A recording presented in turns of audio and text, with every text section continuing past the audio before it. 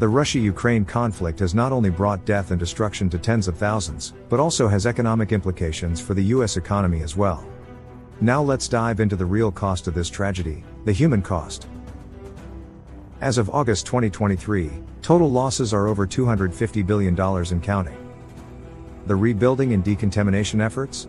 A staggering $350 billion, with the most urgent needs tallying up to $105 billion.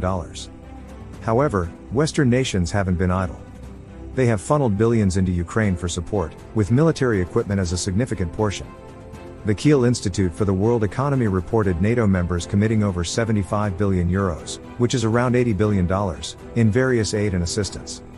As of February 2022, the United States alone has allocated approximately $180 billion in military and technical aid to Ukraine. And just to give the overall aid some perspective, the amount spent on Ukraine equals 2% of the US's total annual budget. A substantial part of this aid, $40 billion to be precise, was designated for humanitarian relief and military technical assistance. Ever wonder how this money is distributed? A whopping 95% goes to the Department of Defense and the State Department, which oversees USAID. The rest? To agencies assisting with humanitarian aid.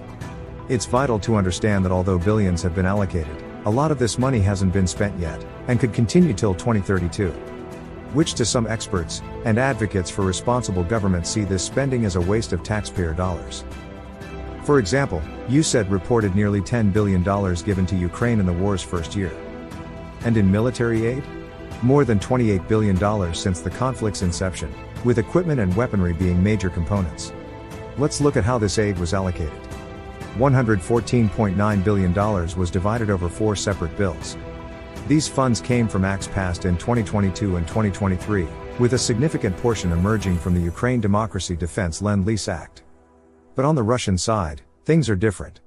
As the conflict escalated, the United States and its partners imposed economic sanctions against Russia, in the misguided belief that it would deter Russian aggression. This included Russian assets being frozen and Russian banks excluded from the SWIFT network, resulting in the ruble plummeting. However, it's crucial to remember Russia's past resilience against sanctions, especially post-Crimea's annexation in 2014. How did Russia cope? Energy exports. Russia, being a top oil and gas producer, Russia's budget, including its military expenditures, relies heavily on these exports. The value of their exports grows in the local currency as the ruble's value falls. The European connection. Europe's reliance on Russian energy has been significant, with 41% of its natural gas and 27% of its oil coming from Russia. Essentially, European energy purchases finance Russia's war effort. If the past gives us any lessons, it's relying on any adversarial regimes for energy is a strategic blunder. To truly curb Russia's expansionist drive, Europe needs alternative energy sources such as wind, solar and hydroelectric. The financial impact of the Russia-Ukraine conflict goes beyond numbers. It's a tale of geopolitics, strategic dependencies, as well as a narrative of how globally disruptive imperialism and expansionism can be, and how the escalation of these so-called strategies could be catastrophic, and dash any hope that nations can constructively collaborate for a more peaceful and prosperous future. Thank you for watching. If you found this video insightful, please like, share, and subscribe to stay updated on our latest content.